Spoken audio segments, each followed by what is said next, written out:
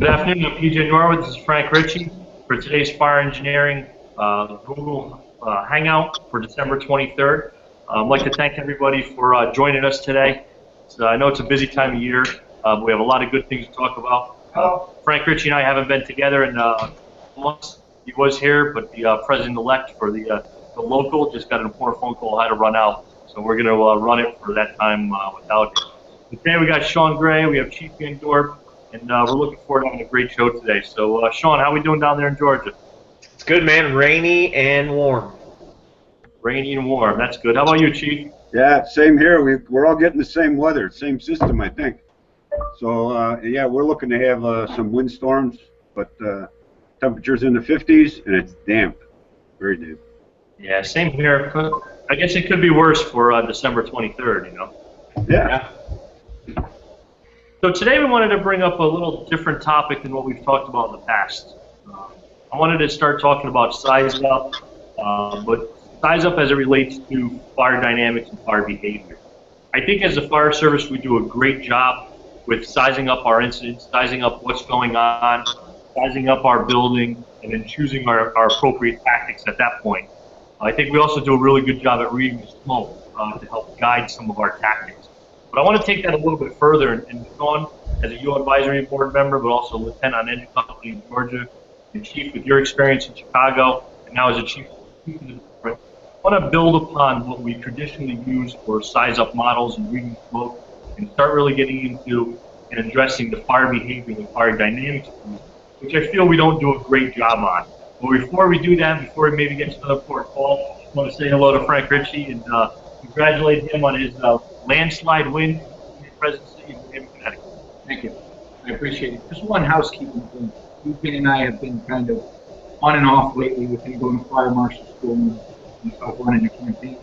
So I really got to thank the guys from Montgomery County, Norwood, Battalion Chief Dave Polikoff, and Lieutenant Dean Villani, and Bobby James for really stepping up and taking over the hangouts for us.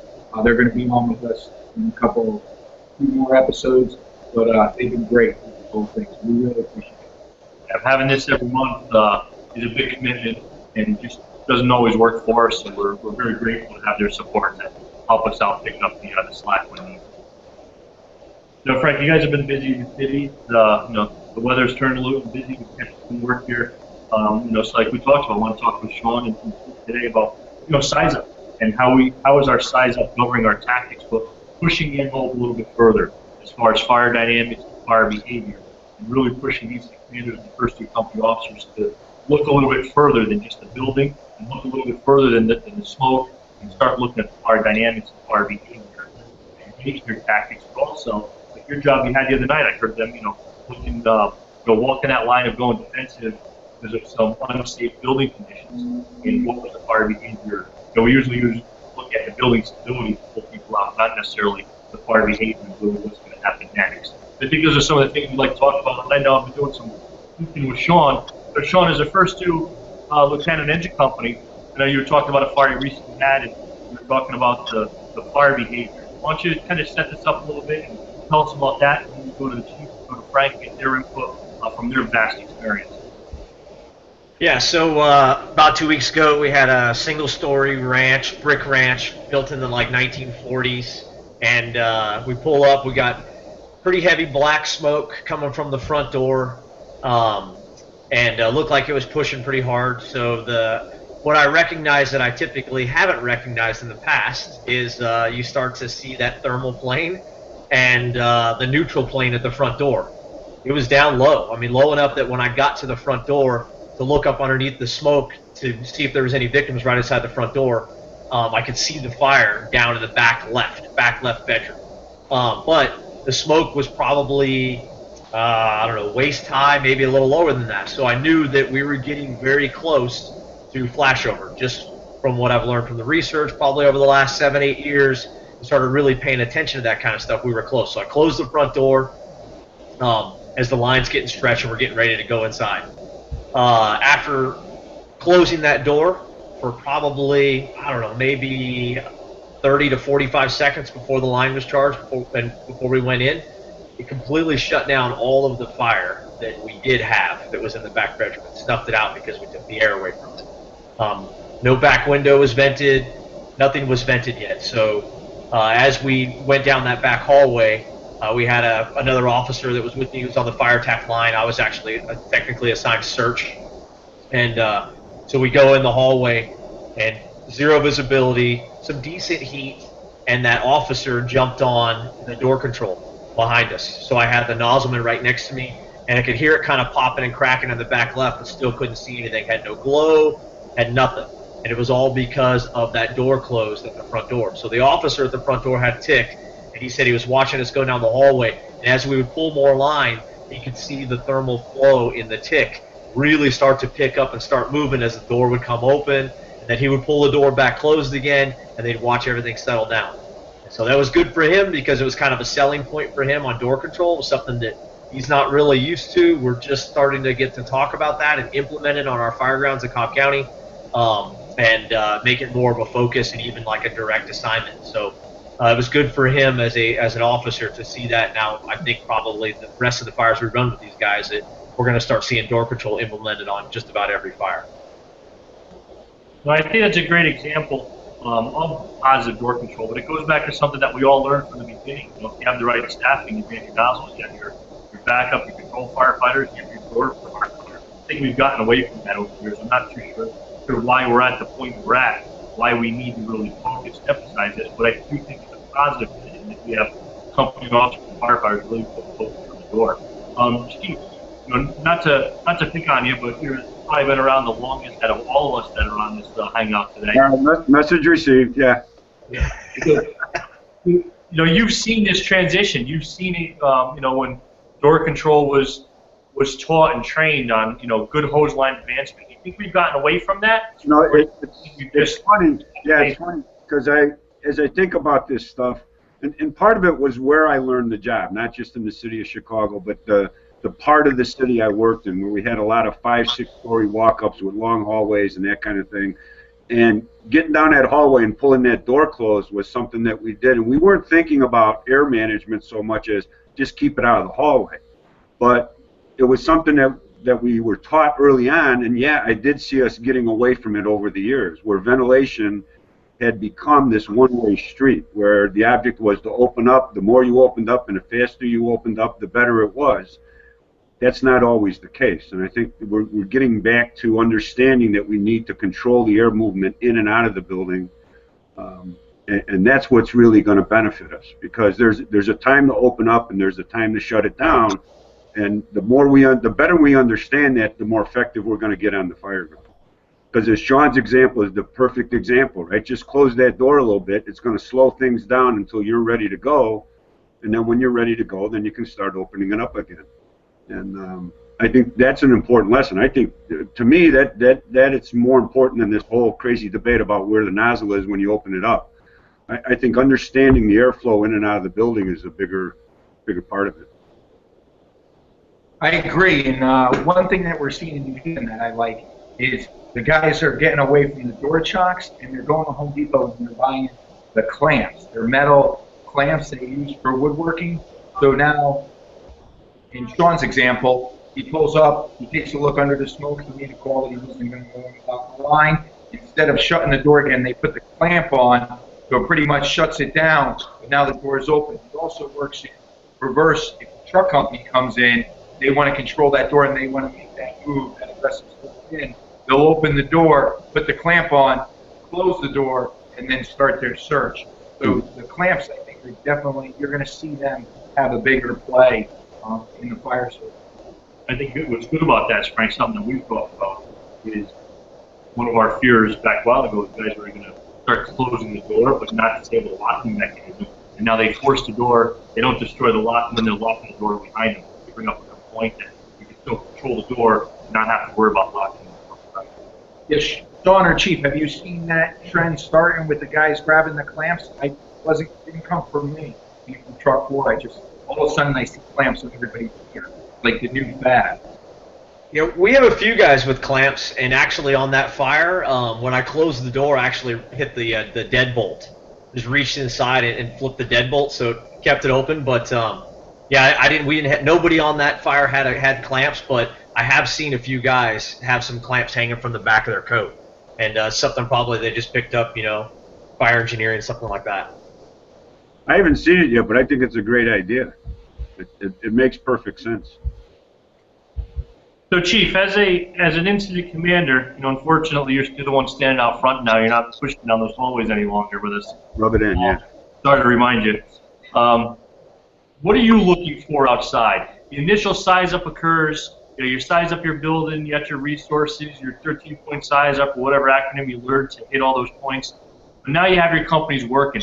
What are you looking for as far as the fire behavior aspect to make some of your tactical decisions?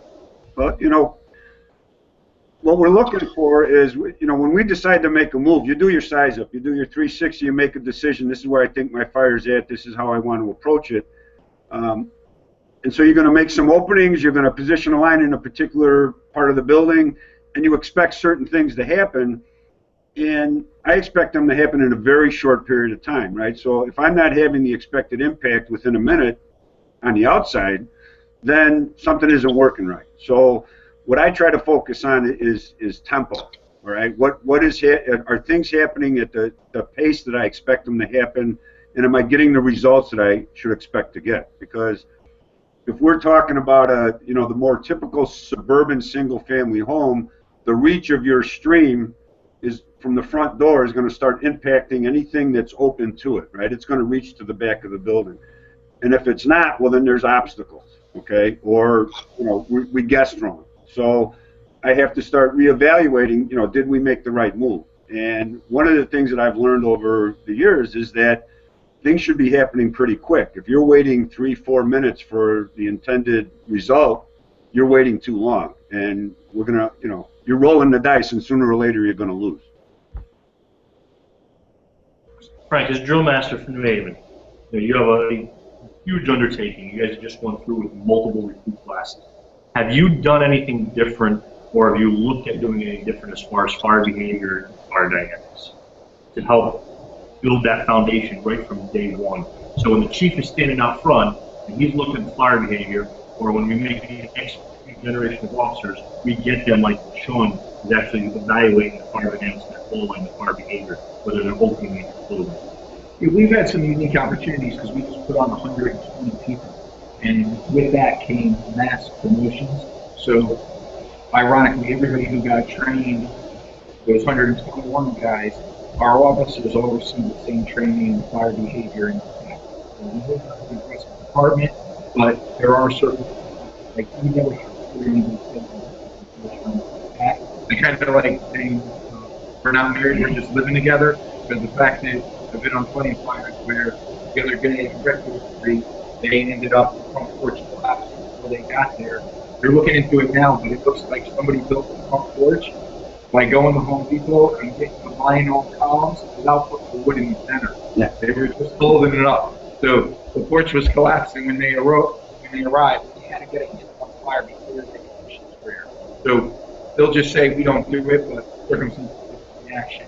They hit it quick, we get in there, get that first line in place, marry it to the company, and get put the fire out. But yes, no, we're starting to do a better job of explaining the fire dynamics, showing them the clips, we buying that Fire Max box, and we get it burned, burn that for us, you know. So everybody's starting to get the fire dynamics. Some of the stuff we were doing right from the get-go, though. In 2006, we went around the country that whether you're being tested or whether you're searching, when you go in the room, you got to shut the door.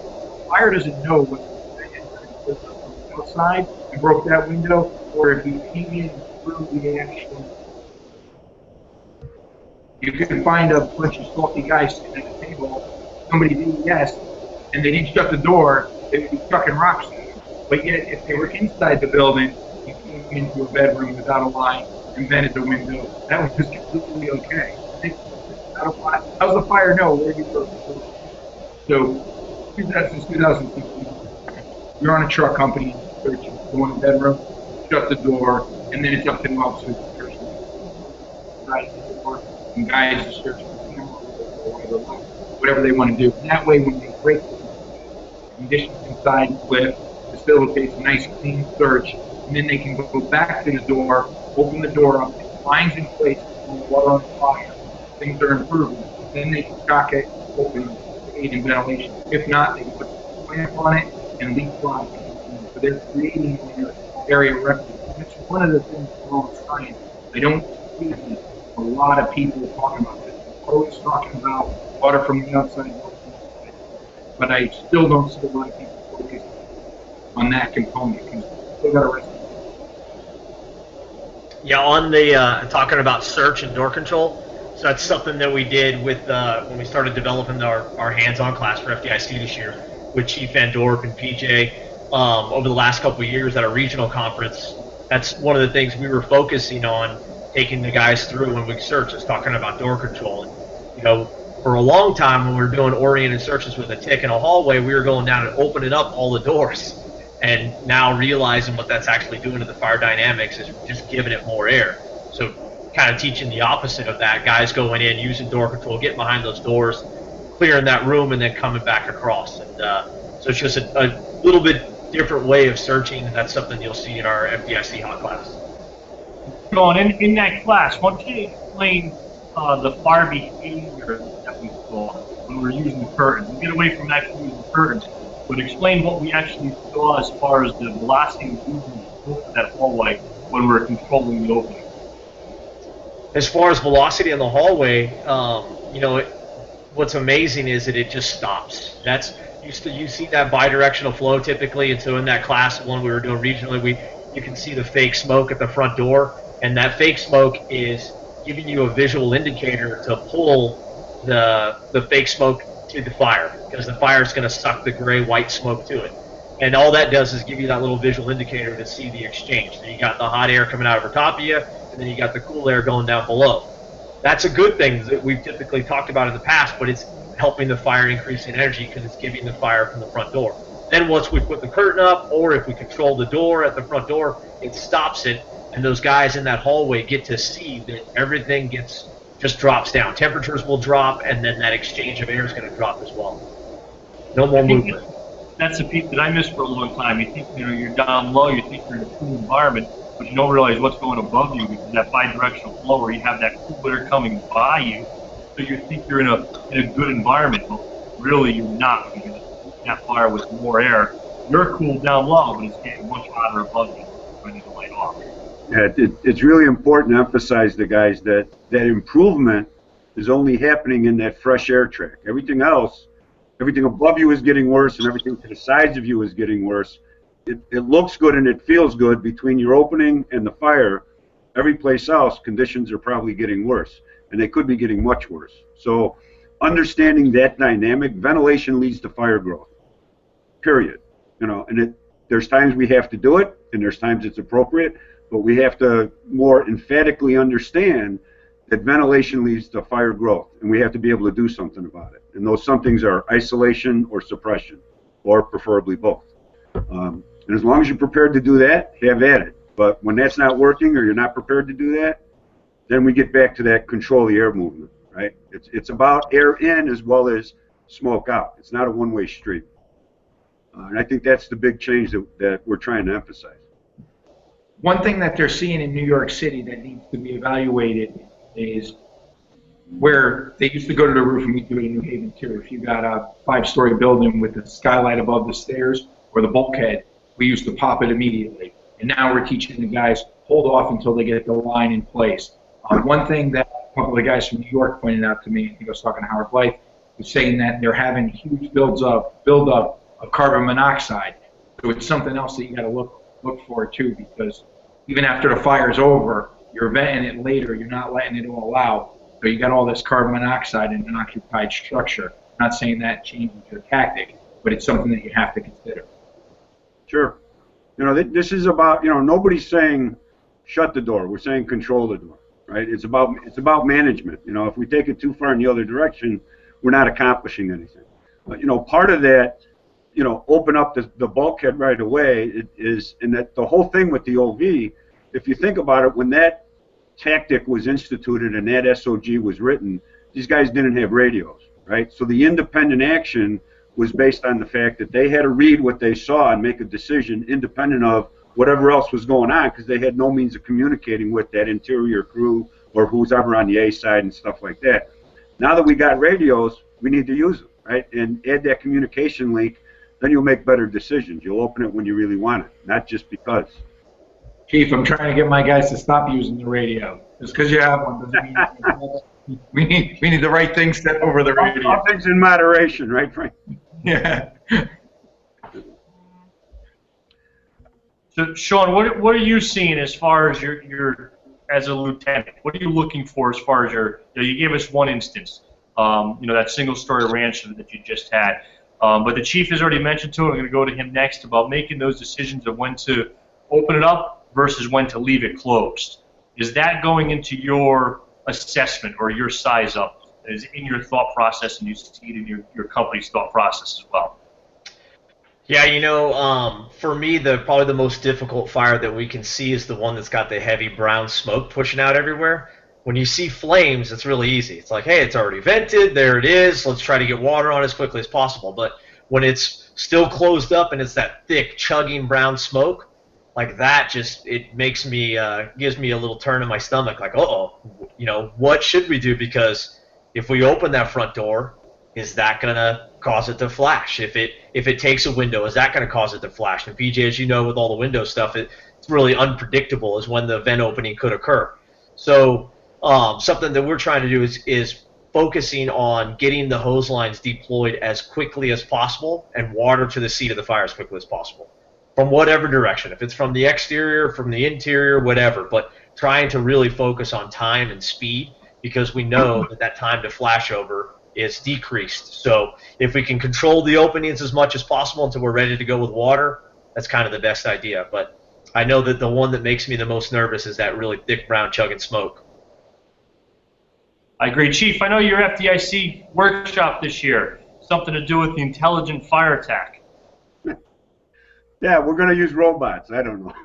You know what I'm trying to do? I'm just playing with language, right? Because some of this is really, it really is about language, right? And the whole aggressive interior attack, there's nothing wrong with that term until it becomes a thing in and of itself, and then it can be problematic, right?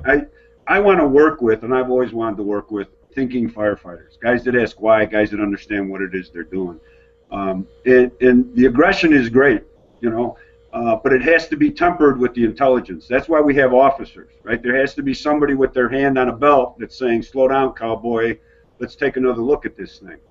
And so if we all go in a little better armed intellectually, I think we make better decisions on the Fireground. We do back to basics programs pretty frequently, and they're great things. I think some of the best training any of us has ever had would be things that were called in some way, shape, or form back to basics. And usually they focus on the skills, and that's great. But the back to basics has to include the knowledge base as well.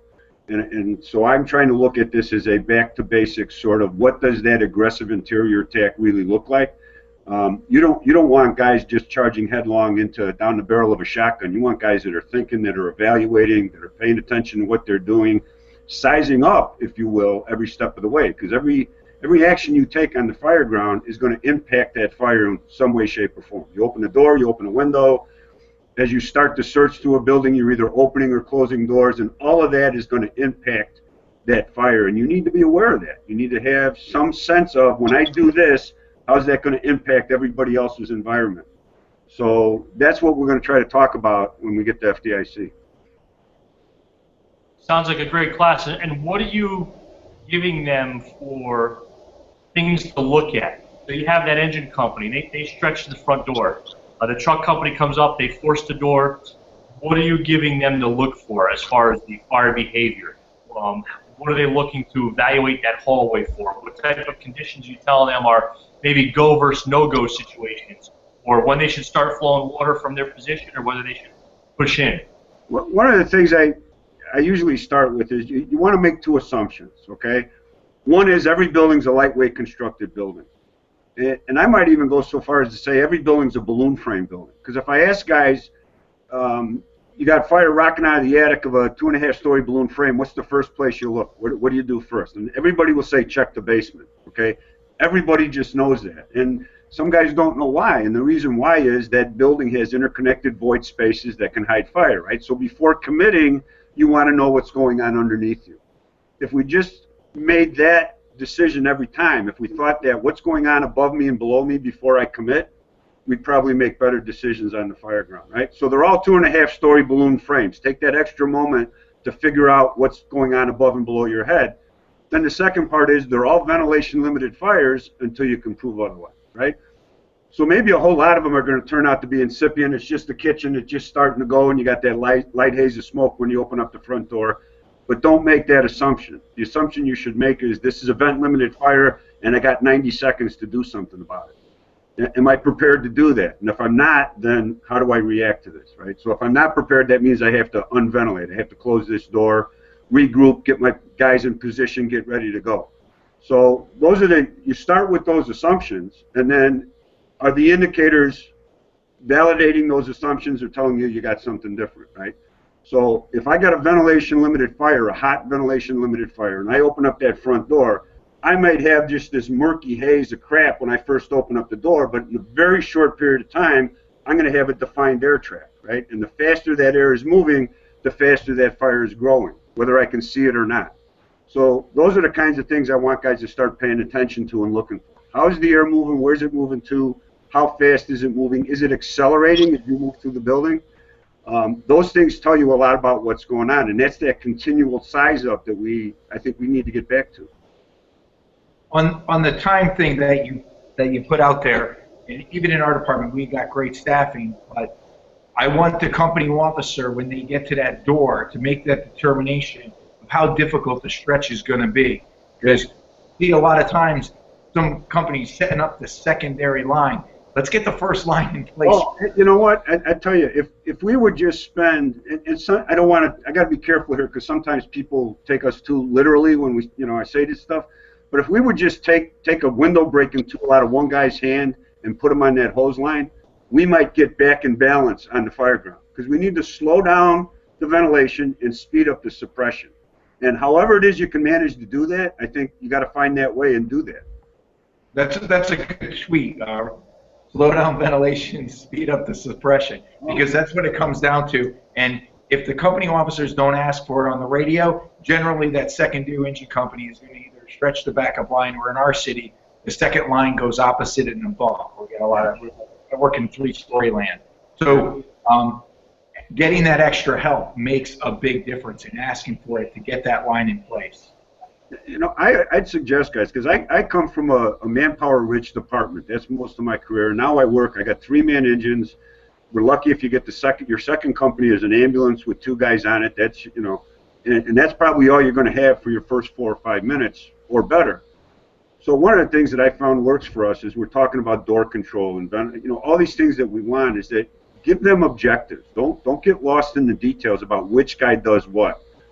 If I tell our guys we get an acquired structure to train with, and I say, look, you got to bring your nozzle to where I tell you your fire is. You got to locate your victims. You don't even have to bring them out, but I want you to locate them. So in other words, you got to cover this whole building in a short period of time. Primary search. And I want you to control the door that you make entry to. Those are your 3 objectives. Those guys will figure out how to do that, right? After 2 or 3 evolutions, because they know what their objectives are, because it's not going to be the same every time. The location of the fire, the number of victims, where those victims are located, will change how you deploy your manpower, right? So if we get too specific with this guy does this and this guy does that, then we're creating robots that aren't thinking.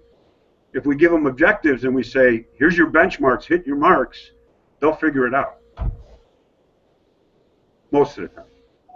Sean, as an officer with a young crew, do you see that working with your crew, or not your crew in generally, but you have a real young crew. I've had the privilege of meeting your guys. How do you see that working? We're in a pretty cool phase right now in our department, is because I consider myself still young, but I'm one of the old guys, and so we're a really young department, and we're in this swing mode. So we're able to teach the younger guys all of this stuff in recruit school. So the way our recruit class works is our training division, they handle the logistics for us. And then they have subject matter expert groups that come in and teach search, fire behavior, ventilation, forcible entry, fire attack. And these guys are the best guys that we got in our department and the most experienced. And for the most part, every SME group is really following the research. So the guys from the beginning in our currently in Cobb County, they're being taught this stuff. So they get it already. Like I can have the discussion with them, and there's no like fight over of, well, this is what I was taught before, and what about this, and what about the victim here? That discussion is kind of gone now in our firehouses. It's not gone, but it's heading on its way out. It's not as much of a fight, and guys are getting it. And so, but like Pete brought up, firefighters are pretty smart animals, and if you just give them a toy to play with, so I'll use the curtains as an example. We've been trialing these door curtains, and we've had them on 2 ladder truck companies for 8 months. And through some recommendations of some of the other advisory board members, I just took these curtains and I just gave them to the 2 truck companies and said, hey, they're for smoke control in multi-story buildings. So when you guys have these fires in these hotels and these high-rises, we want to go up, slap these curtains on to control the smoke in the stairwells, because we don't do a very good job of fire attack stairwell and evacuation stairwell, and we're going to PPP the stairwells. We did a terrible job at that, and we were getting people trapped above fires and couldn't get them out of the building. So we put these curtains into place. Well, then a couple of weeks go by, and I start getting phone calls and texts from these guys at the stations that have these curtains, like, hey, what about putting these curtains up at the front door on a apartment fire or a structure, residential structure fire? And they start playing with this. They start toying with the idea because they know a little bit about flow path and fire behavior, and we're giving them all the UL modules, all that stuff. So I didn't mention it to them. I didn't give them a SOG. Hey, this is the way it's got to be put up. They started developing this stuff on their own that we had already been talking about kind of behind the scenes, and it just worked out well. So now we're going to be implementing the curtains department-wide on every ladder truck coming up in the month of January, and we're going to be doing live fire training for everybody, talking about flow path and fire behavior, and then giving these guys the options of the curtains. And our goal, hopefully, is that these things are going to go in place in our truck companies as they come up to do the search. They're going to pop this curtain in. So we should have a curtain on the front door probably within 2 to 3 minutes of that first arriving engine, just depending on the station that's there. So which we talked about, that's a huge accomplishment for any department to get to that point. I still think the whole current concept is so new, and there's so many people against it. But when you truly look at what it's actually doing and what it's not doing, Frank and I, we're completely against the curtain. Sean, the story, and Tempest gave us one to try it out, and we went up to Sandy Hook, Connecticut, Newtown. And we used one, and we saw the value in it. We saw how it can work. But what are you going to put into this program, because I'm sure you're the subject matter expert, on when to now either take that curtain down or just to put it up right out of the way? Is it when water's on the fire, or are you going to be looking at them to evaluate the fire behavior? We've become a more aggressive department with vertical ventilation, and so we're going to try to leave that curtain in place until a ventilation decision has been made, whether we're going to vertically ventilate and we're going to take everything out the top, so that curtain's kind of really keeping it tight still, and it's going to allow everything to come out the top. But if vertical ventilation is not going to happen on this structure and it's not appropriate, then we're going to take the curtain in as soon as water is onto the structure and fire attack advises we're ready for ventilation. That's kind of what it is now. Our fire attack crews are the ones that are calling for ventilation.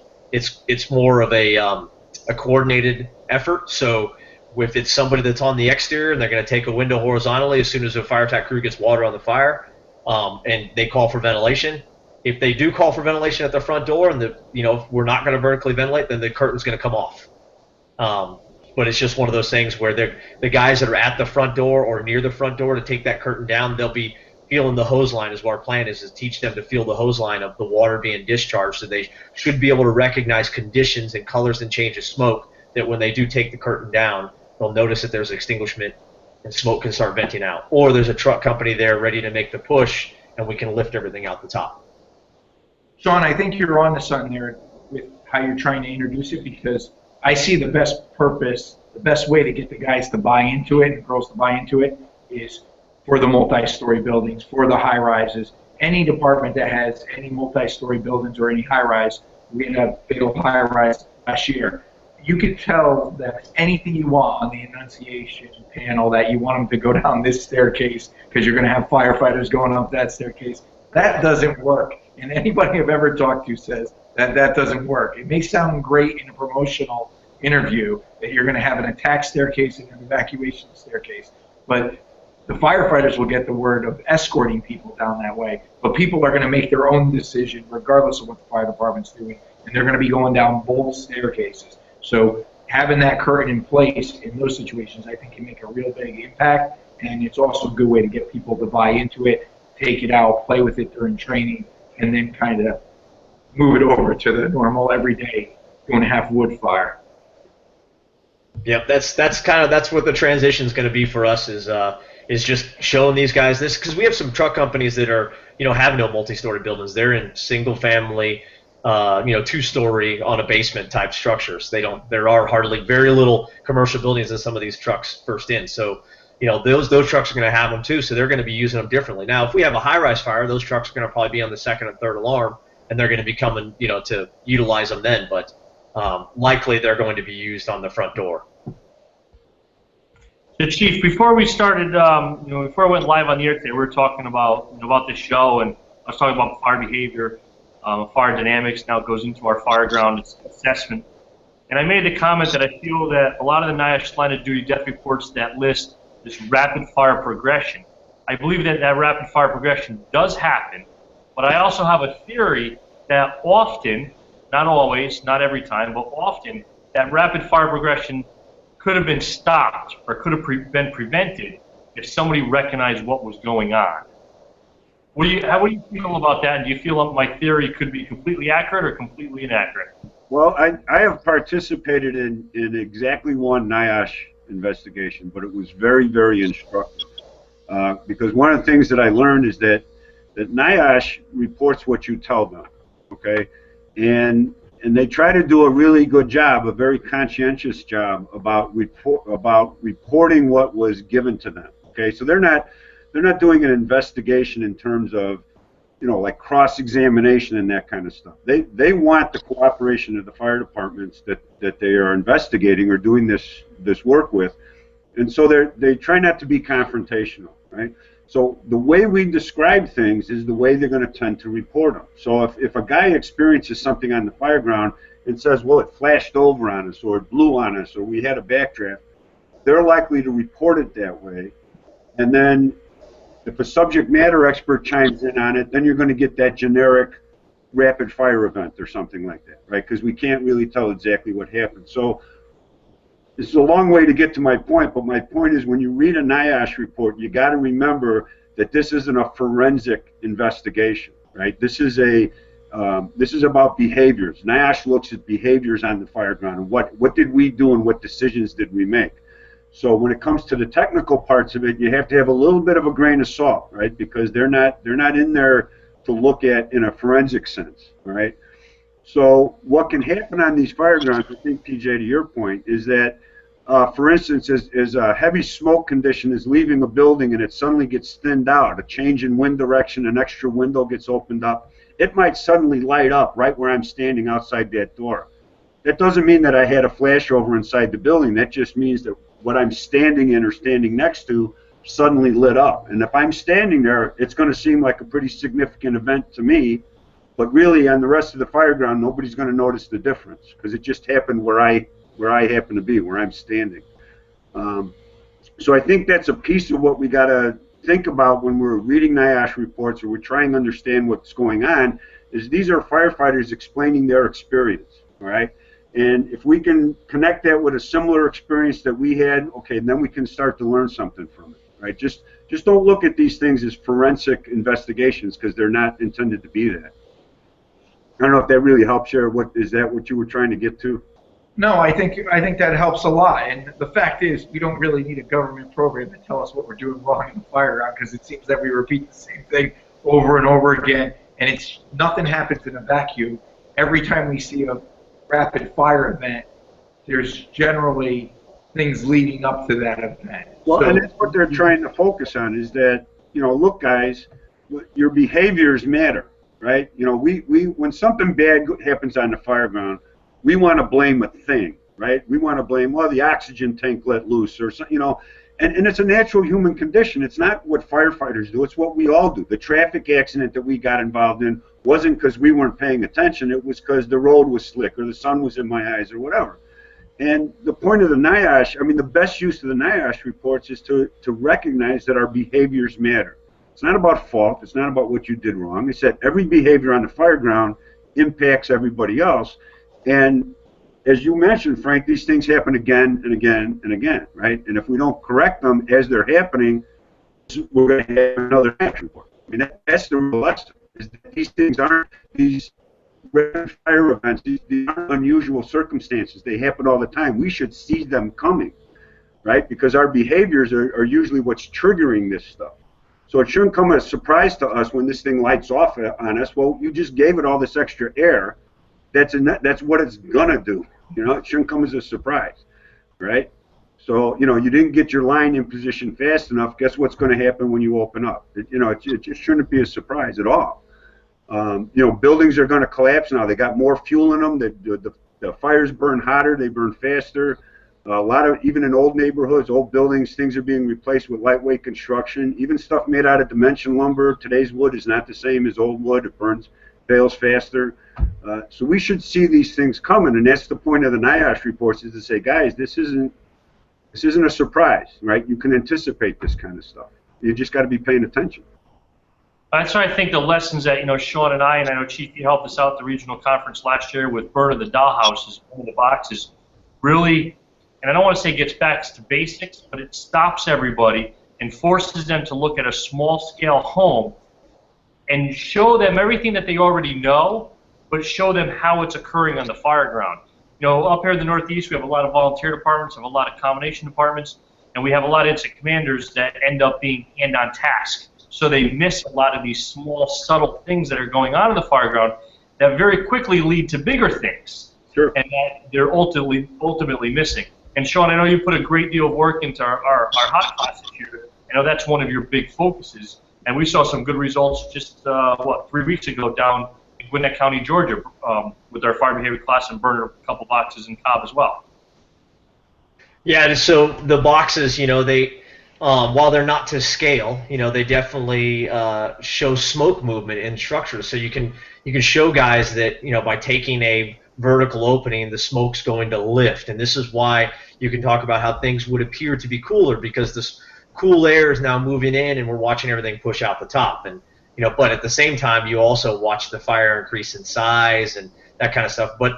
And then it reinforces door control, because we can extinguish that fire with 0 water just by controlling the air. We can shut down the openings and completely snuff it out. And you know, it's a basic fire behavior. Fire triangle is just, you can take the fire away or take the air away, and then that knocks out one leg of the fire. And we actually have had problems with that when we're burning them, because we're like, oh crap, I closed the door too long and I snuffed the fire out and I got to relight it again. You know, and it also explains that smoke is fuel. We've heard that for years, but guys don't ever really get to see that. And then PJ, like when you take the torch and you light off the smoke up near the top from a distance away from the actual box burning, light the smoke off and show guys that, listen, smoke really is fuel, and once it reaches its ignition temperature, it's going to light off.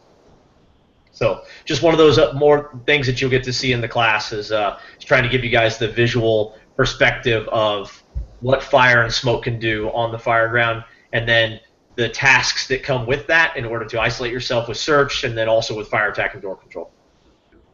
Sean, something that you bring up, even that the boxes demonstrate, but that a lot of people weren't doing before, is, I remember being on a job with a can.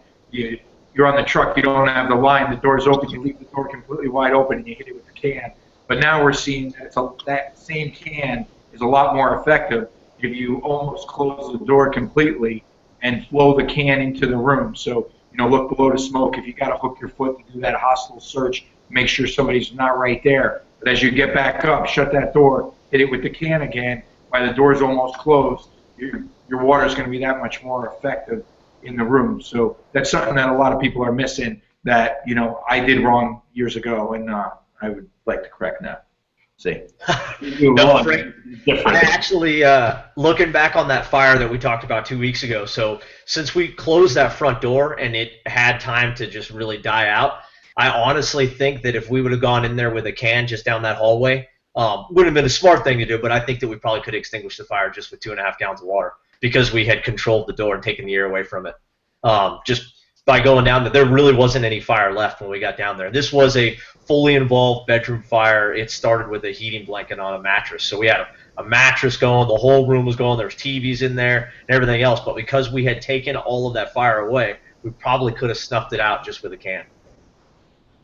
So I you know, not like I'm not advocating that, so don't take that for granted. But I do think that looking at the fire behavior that we had that night, that we really didn't flow that much water once we got in there. Guys started hitting the line. I bet you they probably put, I don't know, 25 or 50 gallons of water in there, and that was probably excessive. Your chauffeur told me it was only a dollhouse burning in that room. Yeah. All right. You know, I tell you that, you know, my early time on the job where I worked, I mean, we always had 2 5-gallon hand cans on all our trucks, and we took them everywhere we went, and we'd take the engines too. And 15 gallons of water, as often as not, it was over by the time they got that line up to the 4th or 5th floor. You combine some air management, door control, call it what you want.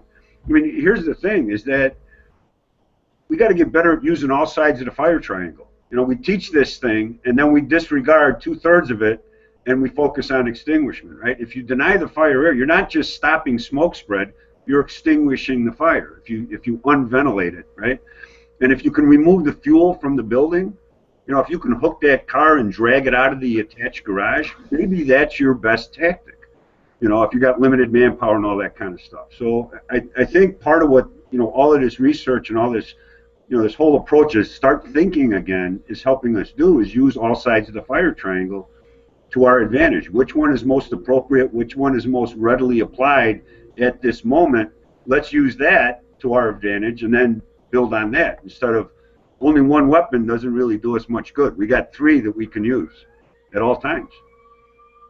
You know, we said back in the beginning about, you know, getting back to basics, and people think the basics are, you know, forcing the door, stretching the hose line stuff. But if you think right back to one of the very first classes you have is fire behavior. We'll have a 4-hour block on a syllabus, and then that's the last time we ever think about it. Now, every firefighter out there can give you the 4 sides of the fire tetrahedron, and a lot of them could add in if there's the 5th side, the chief. Sorry, chief. But that's the last time they ever consider it. We don't consider it when we're deploying our tactics. We don't just consider it when we're assigning tactical objectives. Yeah, we all know the fire tetrahedron, but we don't pay any attention to it and how we're affecting it positively, but also negatively in the fireground. Some part of this is on us as instructors to help the guys make the connections. Because if I got a group of guys and I ask them, when was the last time you had a fire behavior class? Odds are they're going to say when I was in recruit school, right? And then if I say, well, when did you have a smoke reading class? They'll say, oh, you know, 3 years ago, 5 years ago, 6 months ago, whatever it is. Well, that's a fire behavior class, but somehow the instructor failed to make the connection for the student, right? And that's on us. That's not on the student. That's a disservice to Dave Dotson and all the work that he did. I mean, it's all about reading and predicting and anticipating fire behavior. That's what reading smoke is all about. But if the student hasn't made that connection, then that's on us as the fire service and as instructors. We failed them because they should understand that that's what they had. They had a fire behavior class. How do I manage fire behavior? How do I read fire behavior? How do I take it out of theory and apply it on the fireground? That's what reading smoke is all about.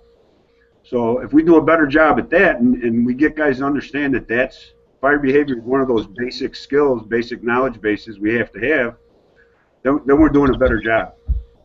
Well, I think for a long time, fire behavior has been that thing on the training calendar, like the bloodborne and airborne pathogen training.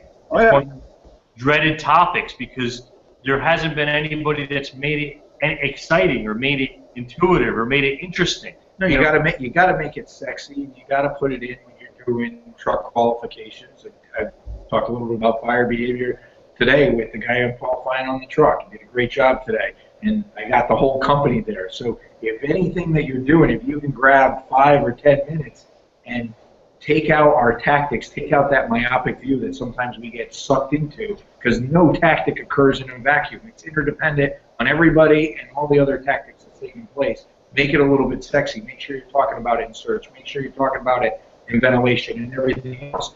You'll start getting a little bit more buy-in. And what I found is a good tactic is, especially when you're qualifying somebody or you're working with the new guy, you grab the old guys and they don't even realize that you're talking to them, but they're getting it too. Yeah. Our buddy George Healy does a really good job. He says, you know, you're not going to get any guy in FDNY to pay attention to flow path management. You know, that's for sissies. But if I'm talking about tactical ventilation, now I got their attention. You know, so sometimes language, it's just a matter of language or approach and how we shape things and how we try to, you know, bring it across. You're exactly right. Make it interesting. Show them how it benefits them. Show them how it makes their job go better. You know, makes them more effective firefighters. They'll be all over it. And that's on us. It's not on them. That's on us. That's our job. Sean, you want to jump in on that? Because I know you've done some great things with making fire behavior training sexy. And you have that front piece that says sissy on it. So I'm not too sure the correlation. You know, it's one of those things that I think over the last probably 7 or 8 years hanging around with guys like Pete is that, you know, I've learned a ton about fire behavior and really the things that I already knew, but the puzzle pieces that were missing to connect it together as far as recognizing the stuff on the Fireground. I've seen all that stuff. That slideshow was all there in my head. I just didn't really know exactly what it was. Well, then I took the fire behavior knowledge that I got from these guys and plugged it into all that slideshow, and now it really connects. I feel so much more comfortable on the Fireground with pull-up. You know, I feel like I really know the exact location of the fire just because of reading the smoke and knowing where it is, and I know what to do, the next step to do that. And you know, another thing we've talked about at the UL stuff is trying to create like a predictive model almost of when you're a Fireground commander, you should be able to know where the fire is headed in the next 10 minutes if you don't have these things in place. If you don't have hose on the ground, you don't have some water on the fire, or if ventilation isn't in place, these things are going to happen, and that's something that we need to focus on as the fire service, really, to start to look at that predictive model. And there's some people starting to do it. You know, I know like Kerber and those guys have worked with Brunacini and his model and the blue card command stuff, and they're starting to implement a lot of this stuff with fire behavior into their models for incident command. So I think we're headed there, but it's been a long time coming for sure. One thing I'd like to just add about incident command, and my department was probably one of the last departments in the country to go to incident command, and our chief, Mark Rowley, is actually doing a great job. We're using divisions. Our fires are going out better. They're sounding better. And I predict it's going to take 18 months to get us where we really need to go. It's a learning process, but it works. But around the country, you hear this 360 thing, 360 thing, 360 thing. To me, that's for the chief to do if the chief's arriving with the first due engine company and first due truck, or it's for the rapid intervention team to do when they're first going. Or if the chief's delayed, the first due engine company should get a look at the rear of the building. But if everybody's arriving at the same time, which is happening in a lot of our departments across the country, the chief, the battalion chief, and the engine company officer should be holding hands, walking around the building, because the fire's only getting bigger. That's why we got radios. So yes, somebody always needs to do the 360. Someone, if the incident commander can't do it, he needs to assign somebody. In my city, it's tough to get a 360 right off the bat because of fences, dogs, you might get mugged, whatever may be the case. But somebody's always assigned to do it. But it always doesn't have to be the first due engine company with the chief where they're walking right next to each other. That's just absurd.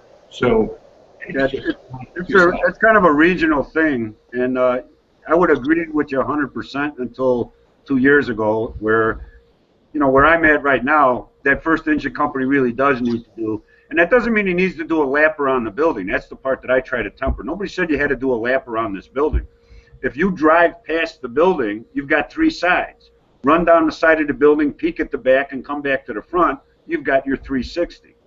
So, you know, maybe we just gave it the wrong term because everybody thinks they got to go all the way around the damn building every time. And if you stopped them and asked them, well, what did you learn? They wouldn't know, other than, well, there's no fire blowing out the seaside.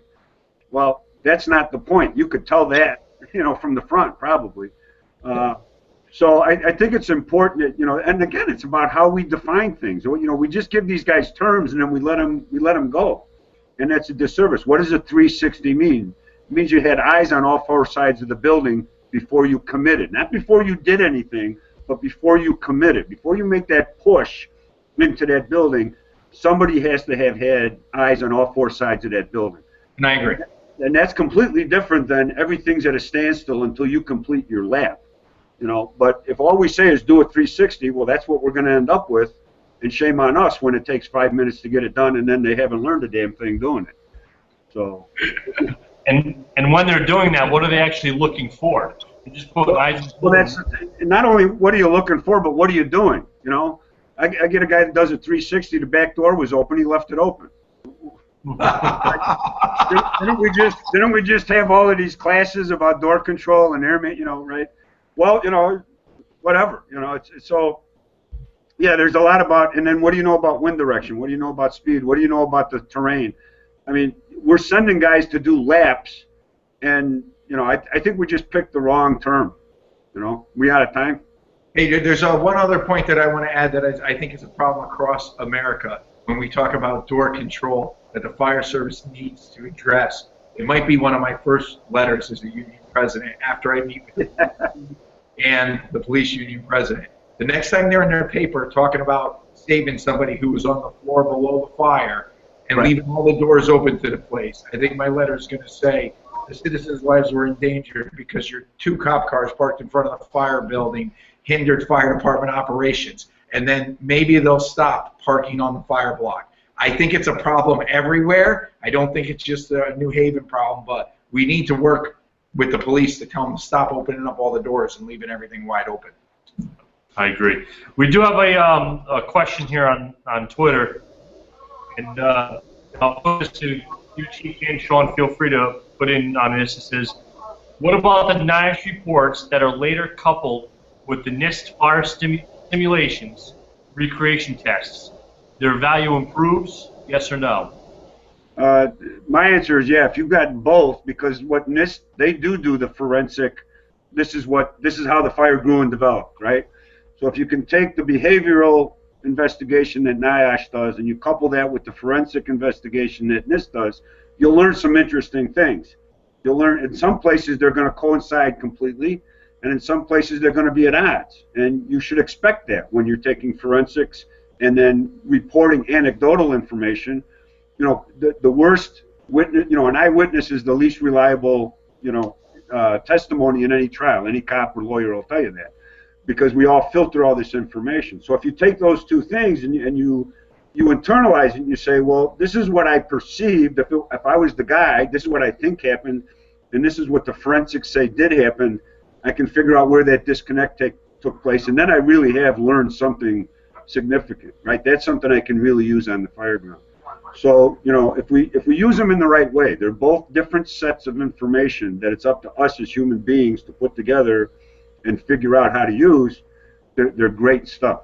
The best ones are when you got both, if you ask me.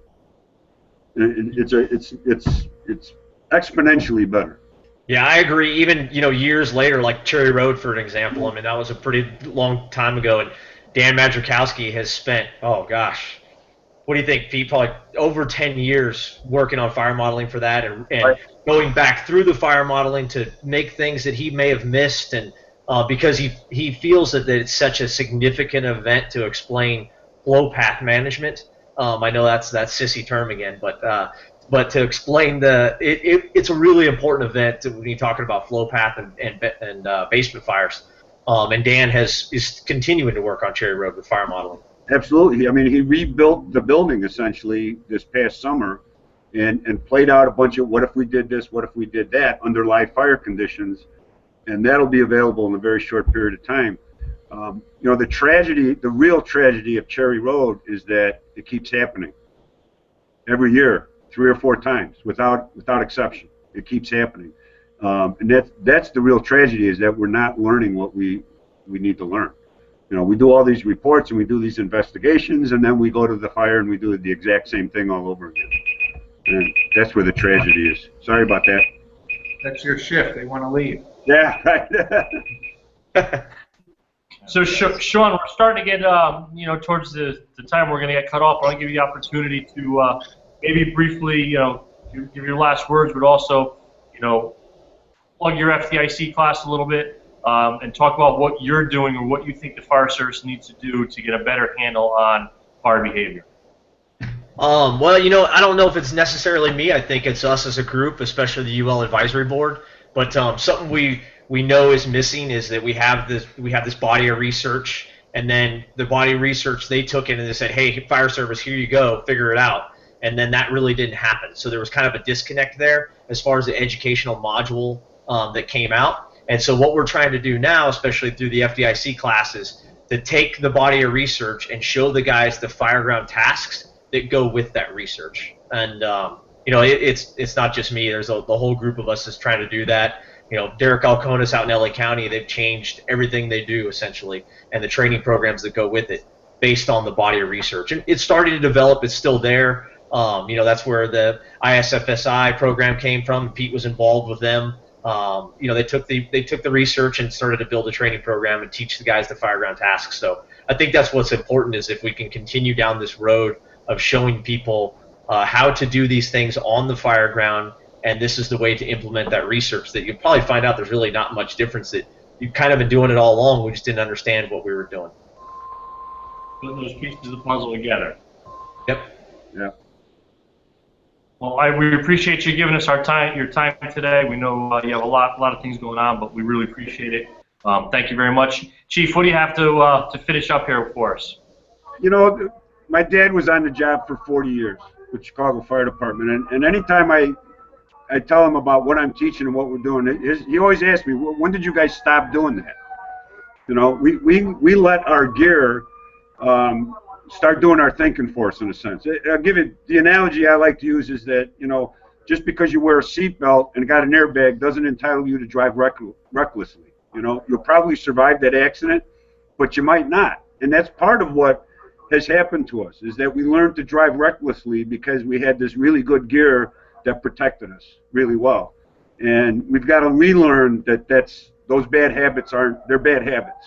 And if we just go back to driving carefully, right, driving defensively, if you will, taking those basic cautions that we should take, we'll be better on the Fireground. We'll make better decisions, and really, that's what allows us to be aggressive. You can't be aggressive when you're pinned to the floor. When you get caught in that rapid fire event that we're talking about, your aggressiveness has ceased, right? You want to be aggressive. You need to control that fire, and that's what makes everything else possible. So the faster we do that, the better. I agree, Frank. Fair enough. Everybody's out there saying I'm against slicers. I love those people up in Valley.